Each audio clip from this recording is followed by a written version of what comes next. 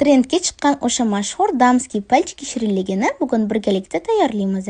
Bismillah deb qozonchaga suv, sut, shakar, tuz, saryonni solib, gazga o'rtadan sal pastroq olovga qo'yib, saryo eriguncha aralashtirib olamiz. Saryo erigandan keyin oldindan elab olingan unni solib, yaxshilab aralashtiramiz. Xamir holatiga kelguncha. Xamir tayyor bo'lgandan keyin uni miskaga solamiz sovutish uchun. Чтобы tuxumlarni solganda tuxumlar pishib qolmasligi uchun. Keyin to'rtta tuxumni chaqib, yaxshilab atalab olamiz. Xamir sovigandan keyin 3 ga yoki 4 ga bo'lib solib chiqamiz. Yaxshilab aralashtiramiz. Men 3 ga bo'ldim, sizlar 4 ga bo'lsanglar ham bo'ladi.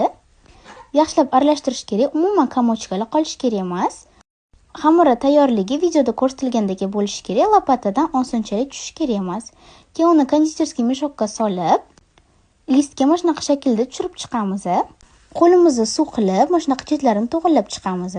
Eng muhimi, gazni 30-35 daqiqasiz ochish mumkin emas, yo'masan sharikchalarimiz ishmay qoladi. Keyin sharikchalarimizni krem bilan aralashtiramiz va idishga terib chiqamiz. Ustini xohishingizga ko'ra bezatsanglar bo'ladi. Men shokolad va mevalar bilan bezatdim. Shu bilan mazali damskiy palchiki shirinligi tayyor. Like bosib, obuna bo'lishni